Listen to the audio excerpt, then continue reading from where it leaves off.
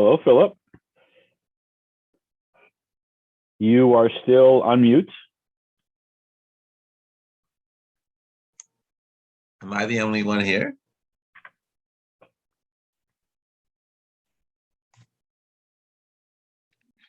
Am I the only one here?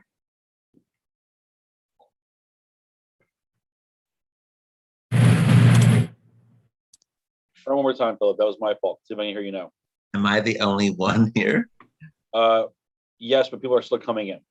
Okay. That's going to change momentarily. I just come on a little early because sometimes I have trouble with it a little bit. People are making their way in the door as we speak. Yeah, they will. Hello, Phyllis, how are you? I'm okay. A lot of people have been coming, actually. It's been great, the one time we had it. So you're back from your vacation and from camp and all that? I'm back from camp and vacation and all that good stuff and hit the ground running. The kids started school, I see, on Facebook. Morning. Yeah, I saw you posted those cute pictures today. They were excited. Excited. Kindergarten's a big deal. It is. It was for me. Yeah, I know it was for me.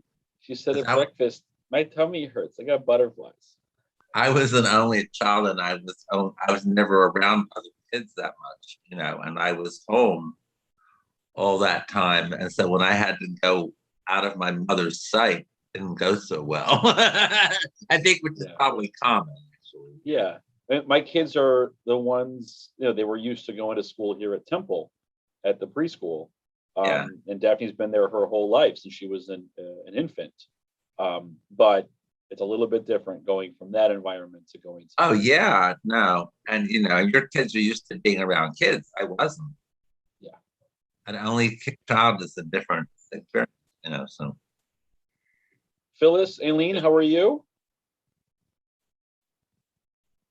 They're muted. Fine. How are you? Good. Good. I don't think I'm gonna have to get off. Public square. Go ahead, Aileen. I'm gonna have to get off a wee little bit early. I have another Zoom appointment at 1 with a client. Sorry. On generational and cultural behavioral differences. Good morning. Phyllis, how are you? I'm good. Well, there seems to be a lot of background noise where you are. Yeah, I'm going to move to another room. Okay. Howard's listening to Governor Como. Okay, as he's entitled. I'm going to put you on mute for right now, but otherwise I think is once we're in quiet spaces, we can stay off mute because I think it's going to be a smaller group today. So this is not going to be a fun hour, I will say that, but it's going to be a meaningful hour. Because when I think about the impacts, the potential impacts that a High Holy Day sermon can have, one of the places that my mind turns to is 20 years ago and the High Holy Days in 2001. For those of you who don't remember the sequence of events, 9/11 was on a Tuesday, and the following Monday evening was Rosh Hashanah. It was a year where the holidays were on the earlier side, not quite as early as they're going to be this year, happening on Labor Day. But the holidays were early, and it was only a week from the Tuesday of 9/11 to Rosh Hashanah. And so I was not a rabbi at the time. I was an undergrad. But most rabbis that I have spoken with who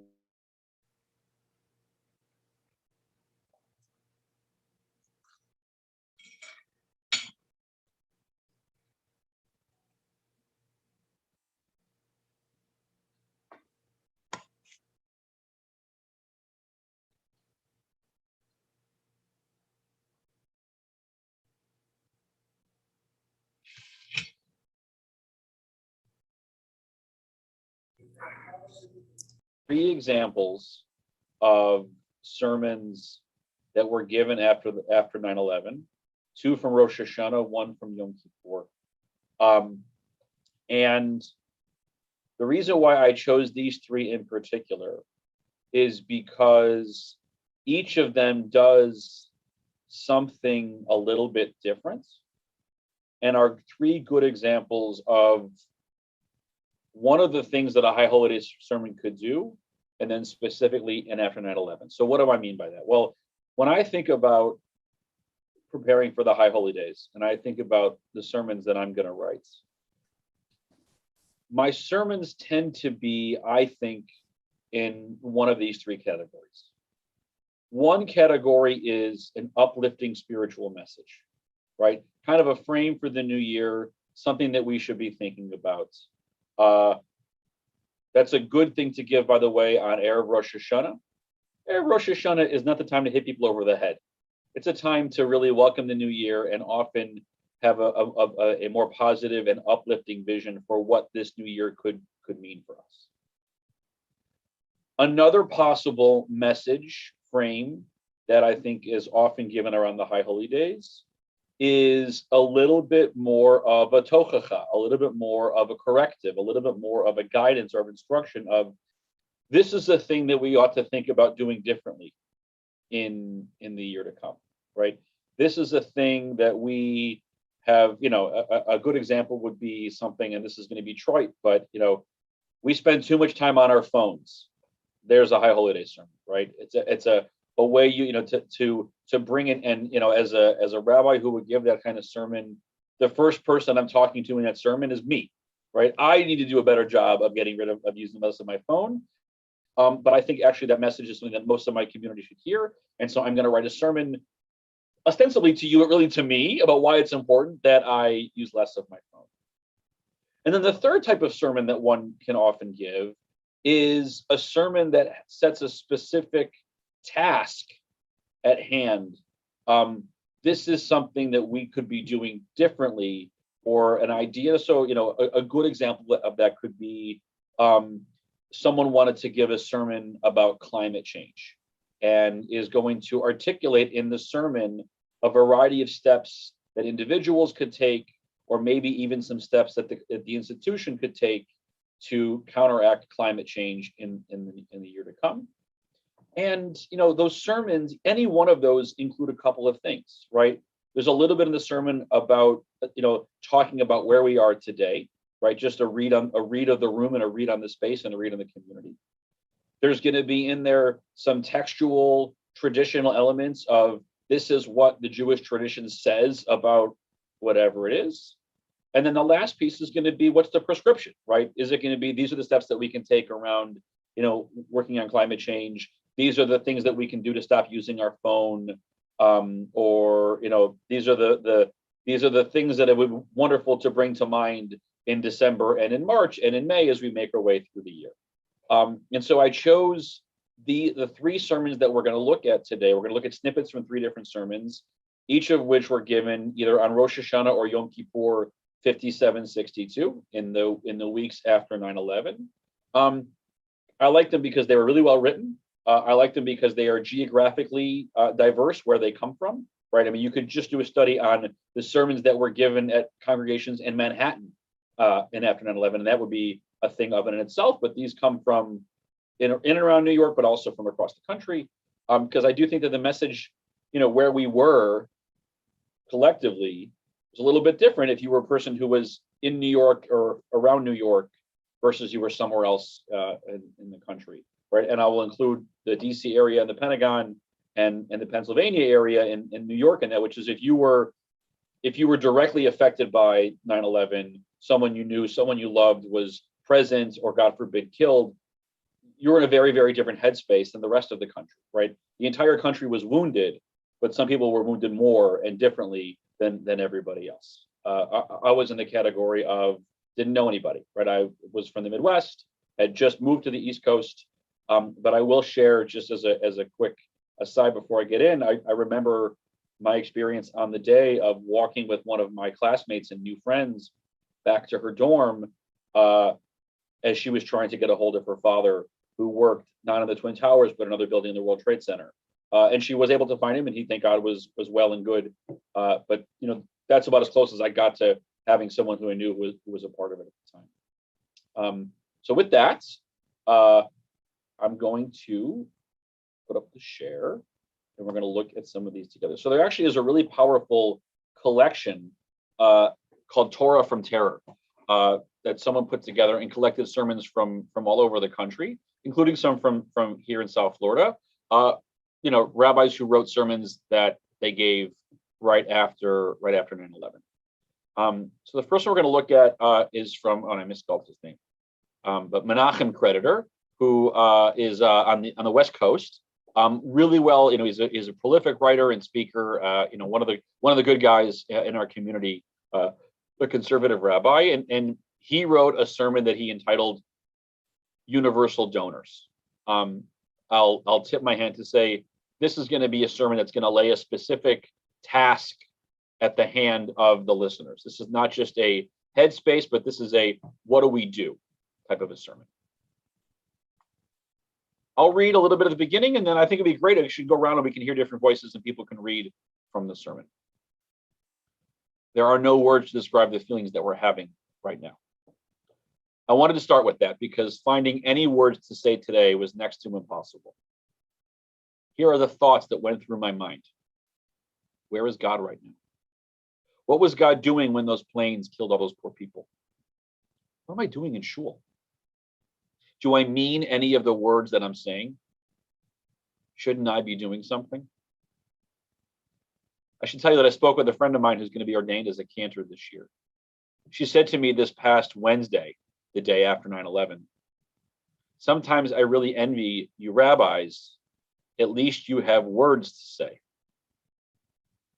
I couldn't respond to her with the words that came to mind. I wanted to say to her, I wish I could be a cantor instead. I wouldn't have to struggle to find those words. Now, what I like about this is the rawness of the space that he was in, right? I mean, when I get to the High Holy Days, I've been working on my sermon for days and weeks and months in different capacities. And I have all this time to put together exactly what I want to say and do the research and do the reading. And I'm reading books over the summer and all of that. And the reason why I wanted to talk about 9/11 sermons today was because this was a different way of writing a sermon, right? Anyone who wrote a 9/11 sermon did it differently because they didn't have the benefit of weeks and weeks and weeks of planning to be able to prepare for it and months of thinking about it because they only had days. They had 6 days from that Tuesday to that Monday, if it was Erev Rosh Hashanah, to craft the message. And that just puts us in a different process. And Rabbi Creditor, I think, reflects that, which is like, you got to say something, and I'm not sure I want to say just yet. There's a midrash that the letters of the Aleph Bets were the blueprint that God used to build this world. We are going to do that same thing, letter by letter, brick by brick. We will take back this world and fix it. Can you hear Ratzon? May that be God's will. I am an O positive blood type, a universal donor, some would say. Though the Red Cross blood drive closed their doors for masses of potential donors, the repeated call for O positive and O negative was their closing request for the next day. There is something that I can contribute that can help. That is, by the way, the hardest thing for all of us, I think. The fact that we desperately want to do something to help, but we can't. It's like the idea of teshuvah, repentance.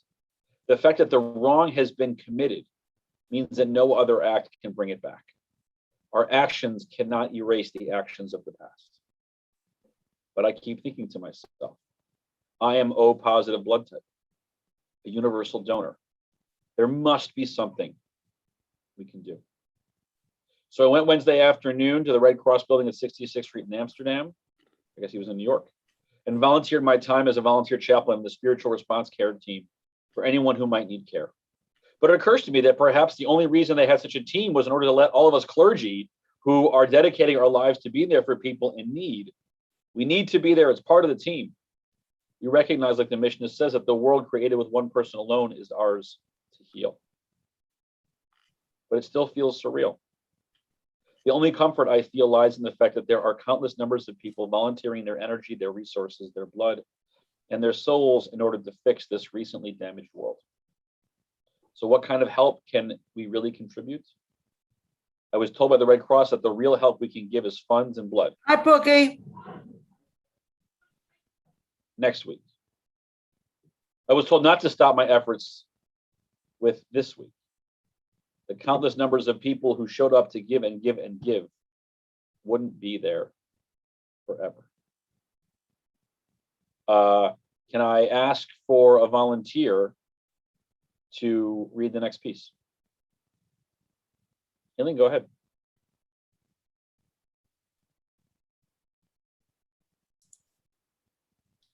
Okay. Can you hear me okay? Yeah, we can. Donate toiletries, clothing, money, blood, excuse me, toys, love, your skills, your counseling abilities. There is a universe of ways to help.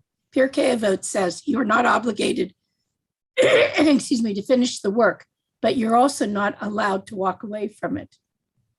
I'm going to make a suggestion from the Bima, which might be unexpected, but I'm going to make it anyway. I'll introduce it with a text from the Talmud, and keep in mind that the holiest day of the year is Shabbat. Anna, I agree. Our rabbis taught one must remove debris to save a life on the Sabbath, and the more eager one is, the more praiseworthy is one, and one need not obtain permission from the Jewish court. How is this so? If you see a child falling into the sea, spread a net and bring it up. The faster the better, and you don't need to obtain permission from the Jewish court, even though you are thereby catching fish on Shabbat. If you see a child fall into a pit, break loose one segment of the entrenchment and pull it up. The faster the better, and you don't need to obtain permission from the Jewish court, even though you are thereby building a step on Shabbat. Now, all these cases must be mentioned separately in order to teach us that any effort which helps improve the situation is permitted, because the saving of life is the ultimate observance of Shabbat. Okay, blah, blah, blah. So here's the suggestion.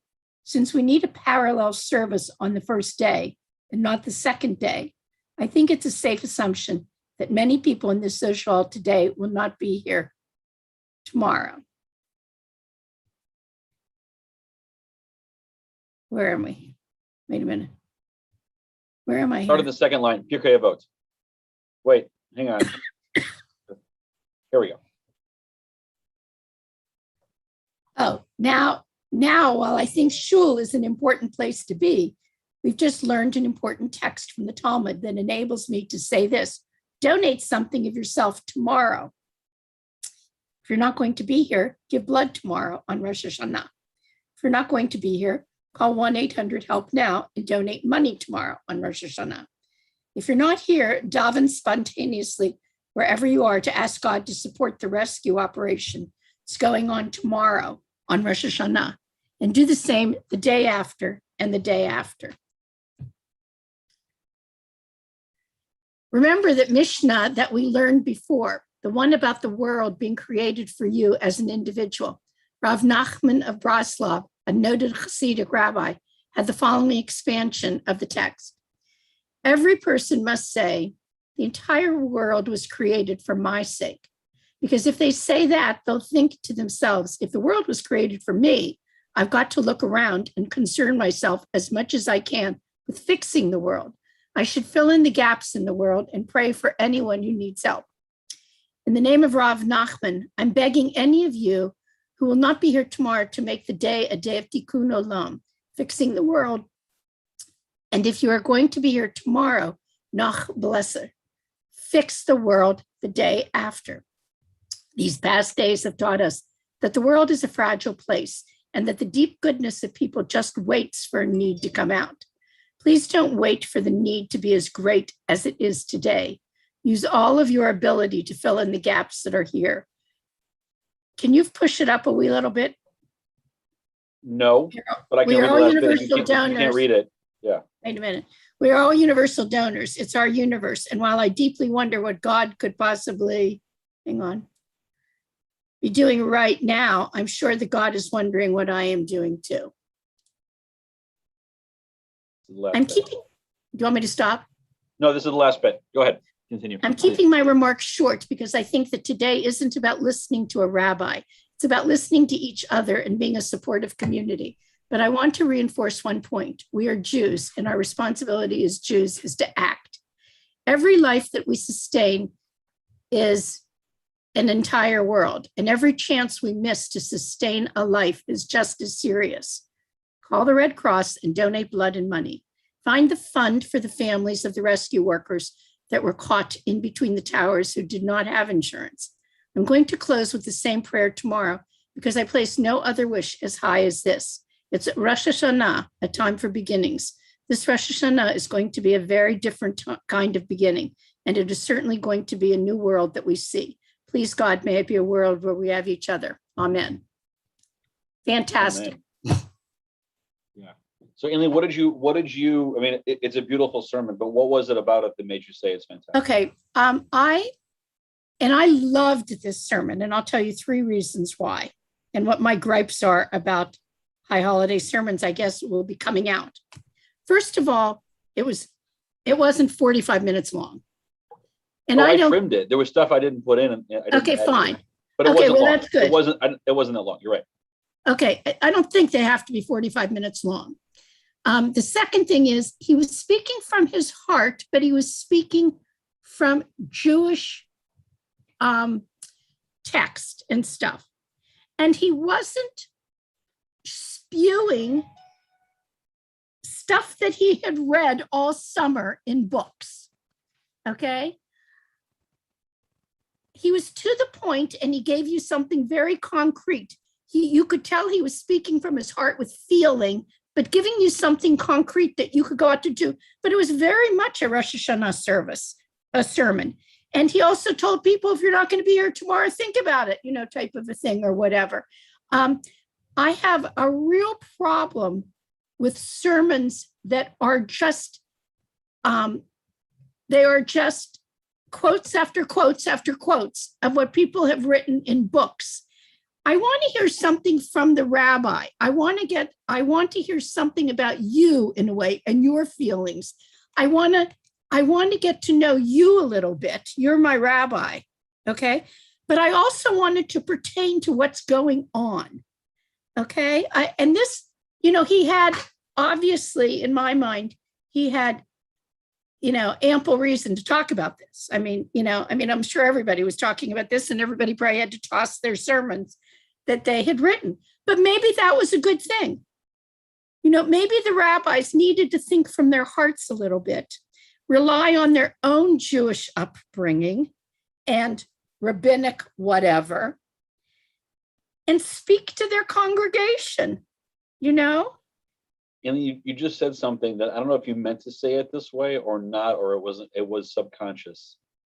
But you said the rabbis need to think from their hearts. Yeah. And why I find it interesting is because hearts don't think, minds think. And what I think about what's so beautiful about this sermon is to play with that interchange. He spoke from his heart. He spoke from his heart, as opposed to speaking from his mind. And what I hear you saying is more often than not, rabbis, get out of your own way.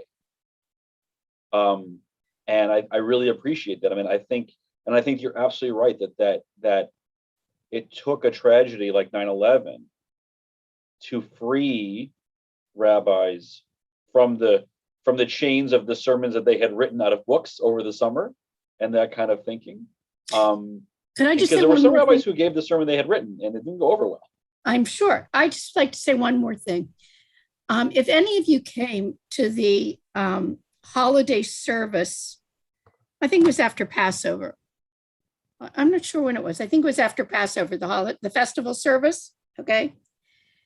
Dan gave like a mini Devar Torah between the service and when he did Yizkor. Just like to start out Yizkor. It couldn't have been more than 8 minutes long, maybe 8 to 10 minutes long. And people just sat there. I'm not kidding you. It's one of the best things I've ever heard a rabbi give, best sermons. People walked away from there blown away. I said to people, you need to go back and stream this service. Just go to the end and stream what he said. And I told Rabbi after this service, you should be giving this sermon on high holidays. You should do this exact same sermon if you want to before Yizkor. It doesn't have to be before Yizkor, but this was from your heart. Mm-hmm. And it said what it needed to say, no more, no less. And everybody was just sitting there like, whoa, And I think that is what we want to hear. I think we're too used to hearing all these 45-minute things where you fall asleep in the middle of a type of thing. But anyway, okay, I've said enough. Sorry. Thank you. Other reactions to Rabbi Creditor's sermon? Any pieces to it? Doesn't have to be the whole thing, but things that caught your eye, things that surprised you, things you really appreciated, reflections on how it would have felt for you to hear that sermon on that day. If you can put yourself in that space.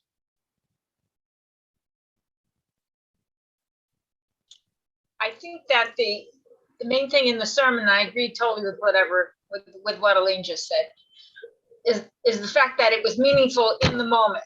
It was an in the now, in the moment sermon that told people what they needed to hear, because they were trying to decide what they were going to do the next day. They wanted to go help. And I think that was a very helpful, meaningful sermon, and certainly not the type of sermon that you would normally hear on a High Holy Day service. So Carol, I agree with everything you just said, but what I also heard in this was he was saying, these are the things that we can do right now, right? We can go give blood, we can donate. But he also, I thought, brought a really wonderful frame, which is that isn't work only to be done in response to a tragedy, that really we should be doing those things all along.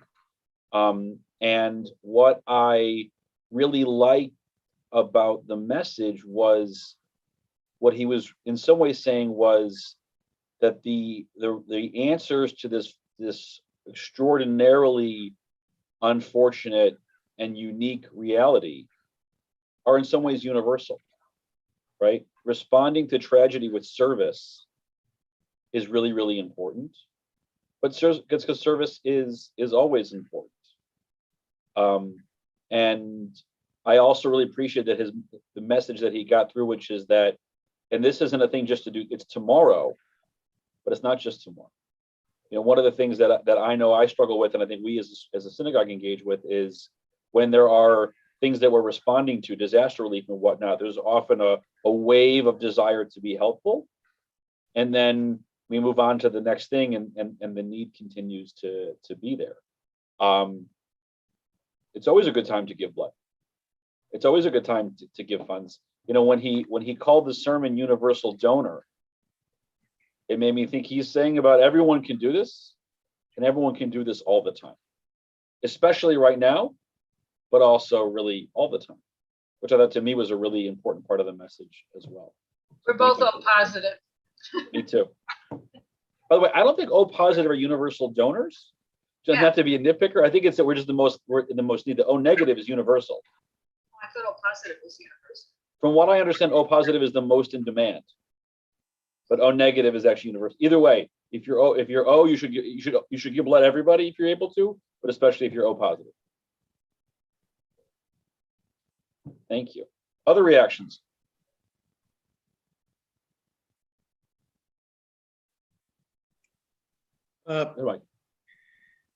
It kind of reminded me, because I for some reason I thought of a quote from Menachem Begin, of all people, when asked why he was negotiating and making peace with Egypt, and his reaction was, "The rules on the ground have changed." And I think whenever you say something about something, you should always be aware of what's actually happening now. And that's why it reminded me of it. And that's what I love about that sermon, because it was authentic and it was real. Yeah. So yeah, you had no choice but to respond to what was happening right now, as opposed to the message that you've been working on for 3 months and hoping it resonates. The idea you had in February and read books about over the summer. Aileen. I also don't want to downplay that this was a very Jewish sermon. In other words, yes, you could have given this sermon in any place, anywhere, and left out the Rosh Hashanah part and the Pirkei Avot part and all that stuff, but he did not do that. Mm-hmm. And he did not do that for a very specific reason. And it's a shame if you said it was much longer, but it was still short. But I definitely agree with you that this is something that if this caught your ear, and if you were listening, this is something that you would take with you at other tragedies or at other events. You know, I agree with that, that's something that sticks with you then. Do you know what I'm saying? Okay. Okay. So next we're going to look at a sermon from Rabbi Deborah Ornstein, who I believe was in California at the time. I could be mistaken about that, but from the research that I did, that's what I was able to realize. Can I have a volunteer to read? Okay. Lorraine, if you can get your microphone on here, it's up to you.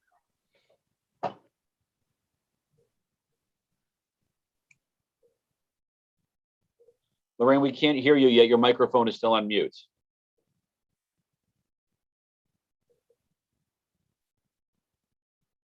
Not yet. Is it okay? Now we can hear you. Okay. For some people, this will be a very difficult sermon. And for others, it may sound like nothing is new here. But there is something very old as Adam and Eve, that we all have. I can't see the end here because of the pictures and the. We have to face death. The events of September 11th broke through some of our denial. The tragedy caused us to imagine that smoldering tower. What Lorraine, if you're skipping the end of the lines. Is it because you can't see them? I can't see them? All right, then maybe we should get a different reader who can see them. 'Cause Okay, it's not helpful to alright. hear piece Yeah, of it. Mike, you want to read for us? Sorry, Lorraine, but it's not so helpful. no problem. Sure. Okay, should I start with the events? Sure. Okay, the events of September 11th broke through some of our denial. The tragedy caused us to imagine, what if I was in that smoldering tower? What if my loved one were missing? And I was carrying one of those handmade posters with all the statistics of height and weight and hair color. And how could I keep going past the terrible moment when I decided to put away the posters in a memorial book, lacking the usual memorial of a body with its familiar, beloved height and weight and hair color? With all the personal and global tragedies, still we go back to normal. This normally has its virtues and even its heroism. Normal life was among the terrorist targets. For some, daily errands can take a kind of defiance that has become all too familiar to Israel mall goers and restaurant diners. The most popular restaurant in Jerusalem today is Sbarro's. But with everything we have witnessed, do we really know that we're going to die? Do we really appreciate how precious and perilous life is? Fragile as a sukkah. In the words of a psalmist, the days of human are as grass flourishing like a flower in the field. The wind passes over it and it's gone. It is gone. You are gone. Life is limited. Death cuts it short at any age.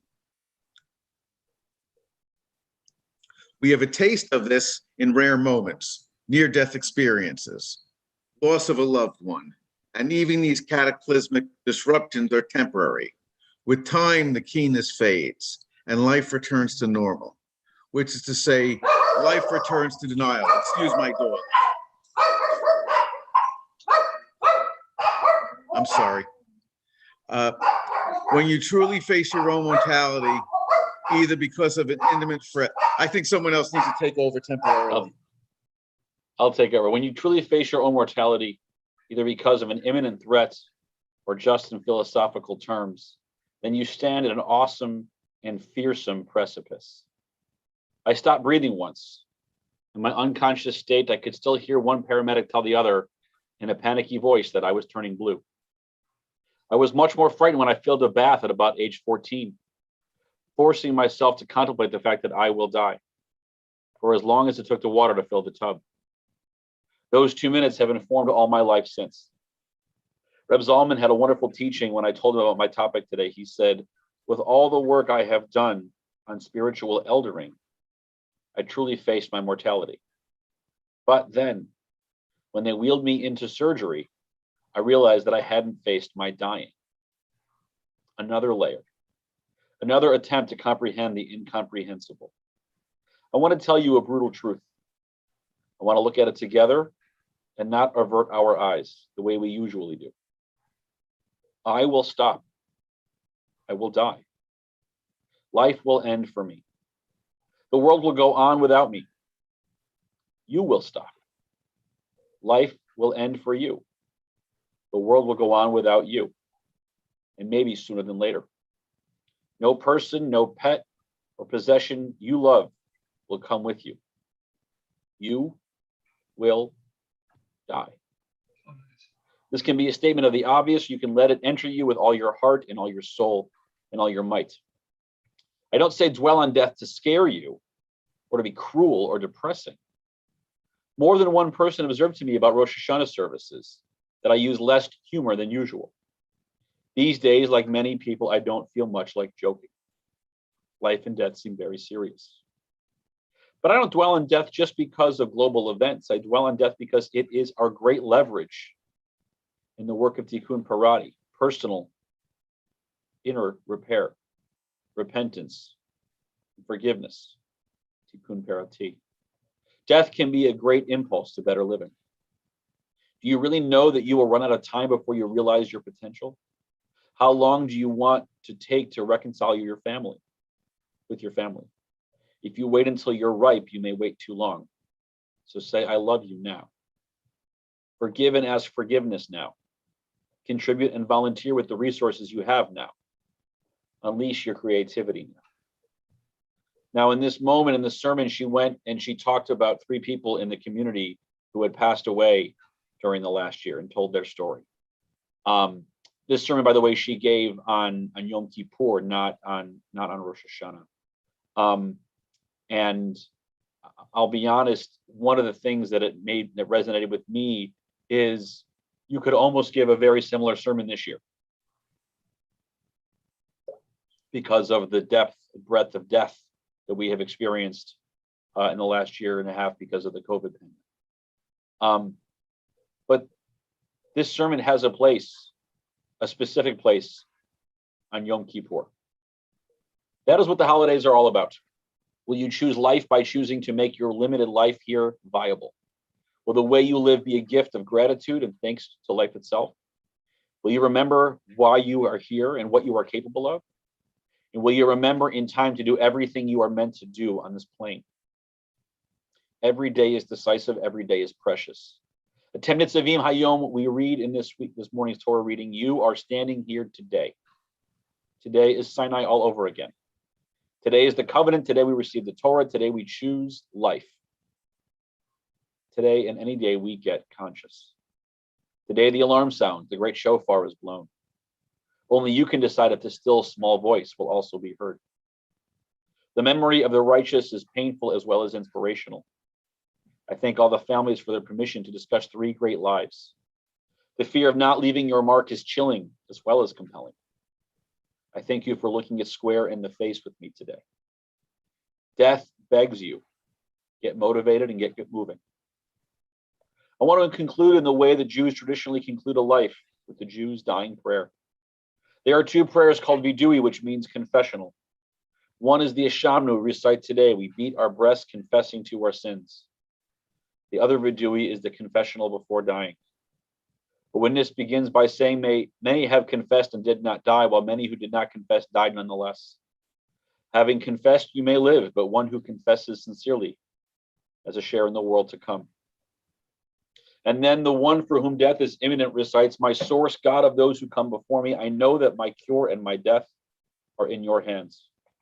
You may heal me completely, move me to wholeness, but if death is nearing, I am ready to receive it from your hand.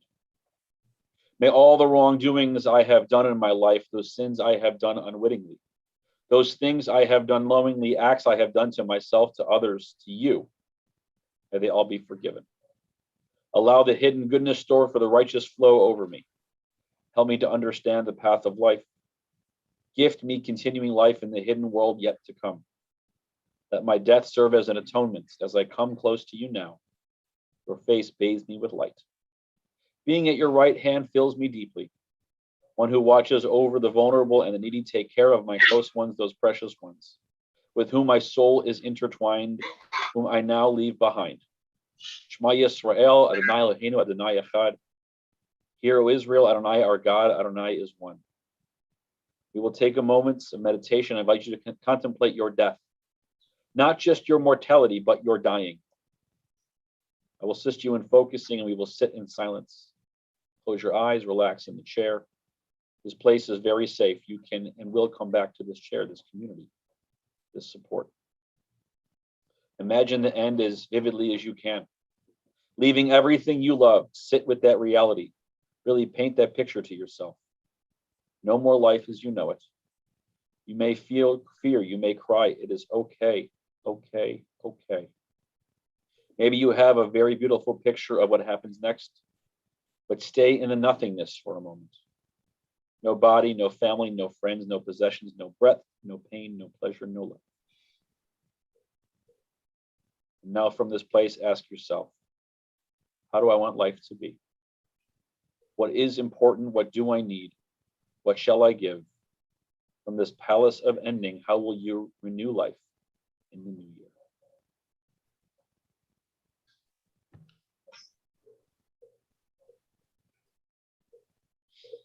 Aileen said, wow. Well, I'd like to know how this was received. I'm guessing, well, I believe that she comes from the renewal movement. Her relationship with Rebbe Zalman is kind of a tell, and a place where asking congregants to move into a moment of guided meditation during a Yom Kippur sermon is probably pretty typical. And by the way, we probably could use some more of that in our community as well. But I want to ask about a sermon that focuses on death and dying and how that resonates with everybody. I think it's wonderful. I've thought about that, having been blessed with 8 grandchildren. I think about when I'm not here, how I might have affected my grandchildren in the way they look at life, the decisions they make, how they, what's important to them, and that hopefully it reflects what they've studied as Jews their entire lives. Yeah, I do think about it, and it's not scary. It's motivating for me. Thank you. Yeah. Thank you, Phils, for sharing that. I mean, that contemplating our mortality and what is our legacy is really important any time of the year. And I would say that as Aileen mentioned earlier about how Rabbi Creditor's sermon really was a Rosh Hashanah sermon, this very much is a Yom Kippur sermon, right? I couldn't see giving this sermon at any other date of the year, and I could see giving this sermon without having it be the week of 9/11 in many ways. Yom Kippur. This is an example of a sermon that is about one of the eternal themes of the High Holy Days, right? Those themes include ideas of sin and repentance and teshuvah. Another theme is the new year and new opportunity. But one of the themes of the High Holy Days is death and mortality. We see that in it probably explicated most specifically in Unatana Tokef, right? Who will live and who will die, and that whole the process of thinking about that. But especially on Yom Kippur, it is dripping with death imagery. Okay, well, let me just say, and I think about it too a lot. I also, that poem that everybody talks about, what do you, do between the words, or whatever that thing is. But this thing maybe if she had not lightened it up, but not, this thing just kept going on and on. Like, I was like, oh my God. Okay, I've thought about this. Okay, do you have to keep pounding it into my head? And what was that at the beginning? Did she try to kill herself? Is that what that was all about? I thought it was, if I walked away from this sermon, I mean, if I walked out of services and everybody talks about sermons when they walk out of services, I would have gone, whoa, this was pretty heavy. I mean, I guess you think about it, but I don't know that I want to be hit with a gun or shot with a bullet between my eyes like that at Yom Kippur. I mean, that was what it felt like to me, to tell you the truth. I mean, So Aileen, I think nobody wants that, right? And what I was suggesting is that in some ways that's exactly what the holiday is. It wants for you. The reason one of the reasons why we wear white, for example, on Yom Kippur, is to look like that we're wearing the shrouds, the tachrichin of a people who are being laid to rest. And there is certainly one of the metaphorical elements of Yom Kippur is this idea that we die on Yom Kippur and are brought back to life, or we get as close to death as possible on that day. And this idea of, and that has a couple of impacts. I mean, one, I think, is what Phyllis alluded to, which is that we should be thinking about what our legacy is, right? And Rosh Hashanah and Yom Kippur, and this idea of going near to death and then coming back into life should be that wake up, that reminder that we need to think about what are we doing, and are we doing well, and how can we be better, and all of that. But I also think another element of it, which is I think different than our legacy, is the notion that life is fleeting, and we see some of that in this, right? It's one thing to say to yourself, I want to make sure that when my time comes in the future, that I'm remembered for a lot of goodnesses that I have done. And there's another part of it that says there may not be a tomorrow, and so take advantage of today. And those are both, I think, elements of the sermon, and both pieces that are part of the reflection that we do on the High Holy Days in general, and Yom Kippur is when it comes to a head. So Aileen, I share your emotional reaction, which is that was a lot. And one thing I didn't include was that she actually gave a disclaimer at the beginning that families with younger children might not want them to hear this sermon because it might be too much for them, and it might be uncomfortable for them. And she also said if you get uncomfortable and you want to get up and walk out, if it becomes too weighty for you. Listen, if you lost a loved one in the past year, forgetting 9/11, right? If you lost a loved one recently, this could be a very, very difficult thing to hear. But for people who didn't, I think it's exactly what a lot of them should be hearing in that moment. And again, the proximity to 9/11 and the events of 9/11 and the amount of death and injury and anguish that our community experienced in those weeks, I think, was a reinforcement, so to speak, of this notion that don't take it for granted. Don't take it for granted.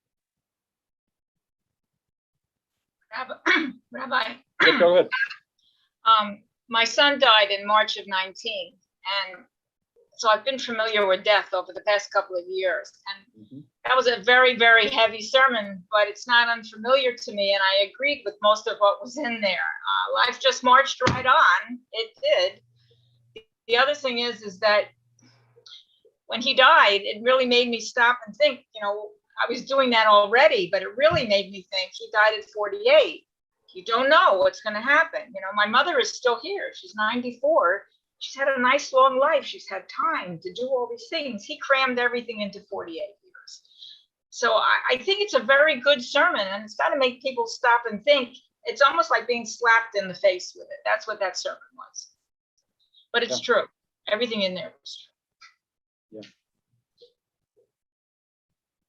I wonder if, because she was on the West Coast, I know this sounds strange, but if this was could have been received a little bit better than it would have if it was in right there in New York with 9/11 and everything, because I think that if this was in New York or Washington or in Pennsylvania, This might have been just overdose. This might have just been way too much to handle at that point. You know what I'm saying? And I'm not saying people on the West Coast didn't have losses and everything, but I'm just saying it just could have been too much, you know? I agree 100%. One of the things that we tell ourselves, and this is like a rabbinic catchphrase, is that the job of the rabbi is to comfort the discomforted and discomfort the comforted, right? This was an intentional discomforting of people, right?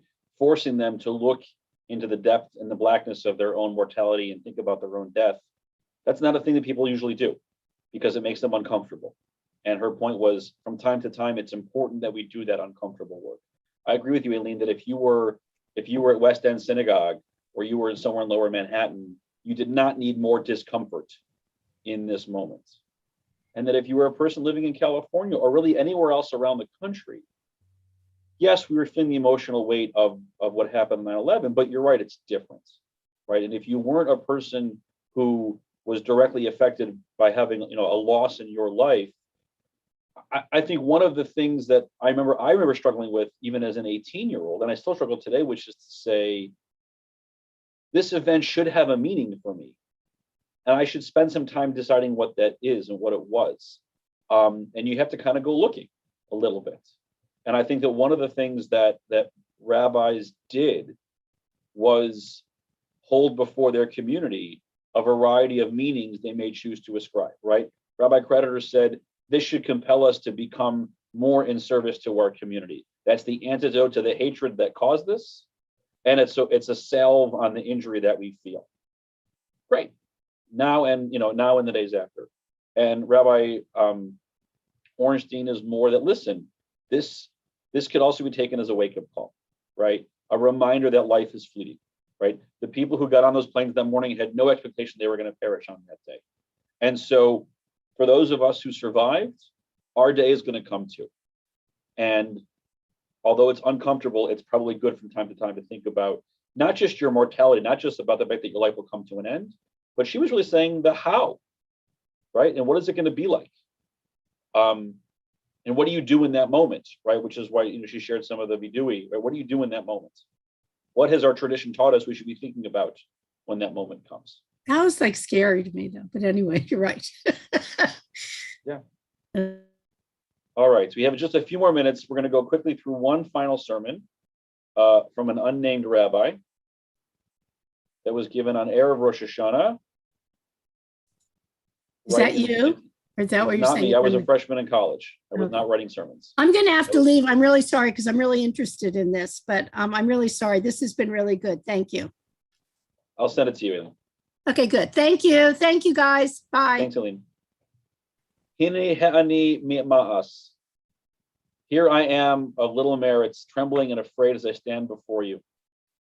With these words, we begin our services this evening, and with these words, I begin my rabbinate here in this congregation. A new rabbi, new congregation, first High Holy Days, 9/11 happens. Here I am. I stand before you this evening, excited, scared, full of awe at what this congregation has become, full of dreams, what may yet be. In many ways, simply to stand in this place at this podium is an awe-inspiring experience. It was in this very place that I prayed for the first time with members of your selection committee 10 months ago. In this place that my predecessor had shared his heart with you on every Rosh Hashanah Eve for the past 30 years.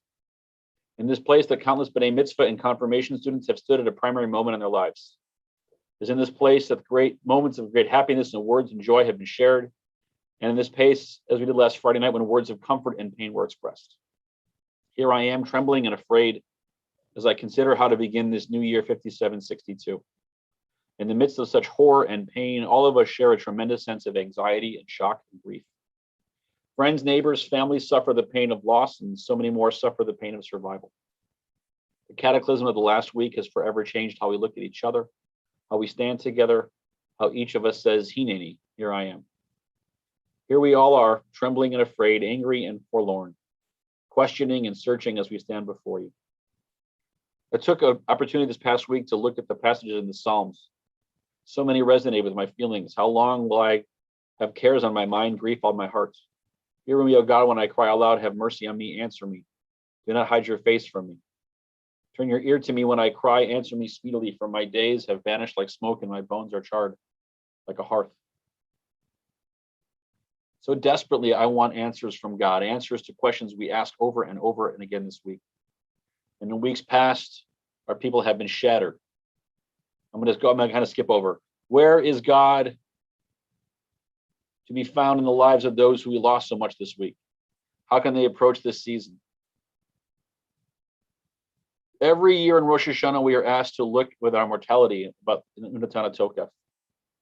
How dare the Creator sit in judgment upon us on this Rosh Hashanah?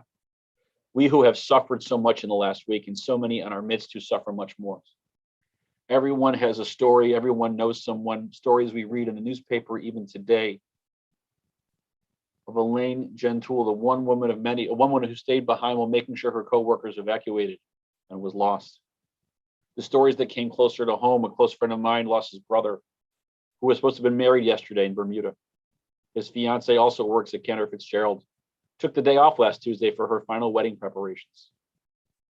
My sister's friend, 9 months pregnant, due to give birth next week, grieves for her husband who was among the missing. This is God's work. This is deciding who will live and who will die. No, this is not God's work. This is the work of evil men. We know that.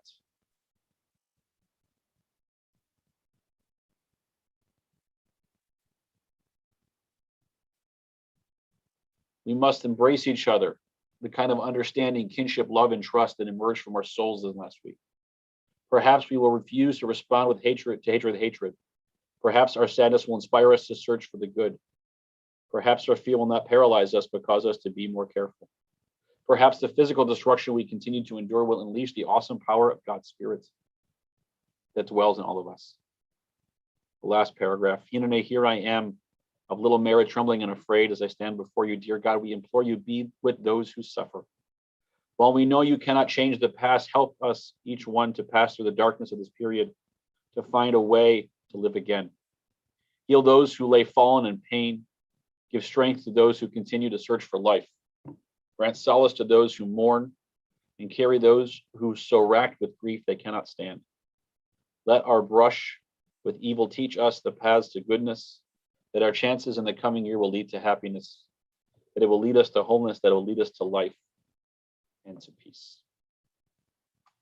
West Essex, New Jersey, of course, is a commuter city to New York City, and so there's a lot of people in that community who were touched by that. This wasn't a sermon that had an answer. This wasn't a sermon that called to a particular act or response. It was more of a, this is how I'm feeling and this is how we're feeling, and let's just say it and name it, because we want to just say where we are. And there's comfort in just all feeling the same thing, or recognizing that we're all feeling the same thing. Any other reflections to that particular sermon? Could you imagine being a new rabbi in a new community and that being your first High Holy Days?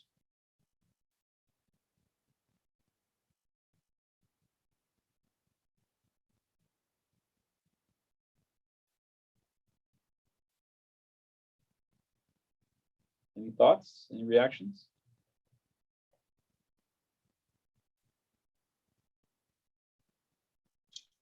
This was a much more normal sermon than the others. You know, this is what you kind of, I've heard sermons like this, and not that it was bad, but it was much more one that would be the kind that you would hear, and it was voicing the feelings and telling them, you know, don't go to hate, to telling you how to process. It got into how to process these bad feelings that you're now having, which was important. This and was I can't imagine it first day.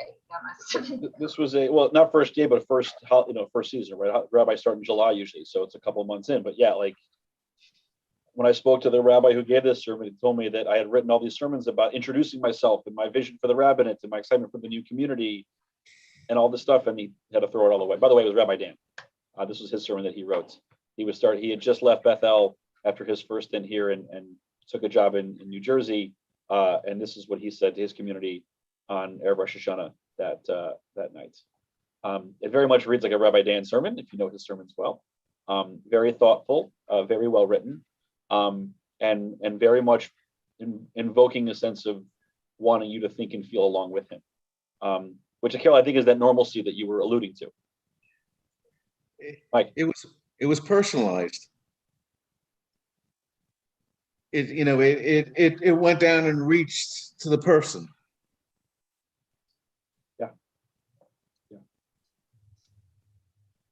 If you have questions about the sermon, you can ask Rabbi Dan next week when he joins for next week's conversation, which will not be about 9/11, but he'll be there if you want to answer any questions about that. Thank you, everyone. We are at time. This was a joy and a pleasure. And continue to stay healthy and safe and wear your mask when you're in the appropriate places. And if you're not vaccinated yet, now would be a very good time. Have a great afternoon.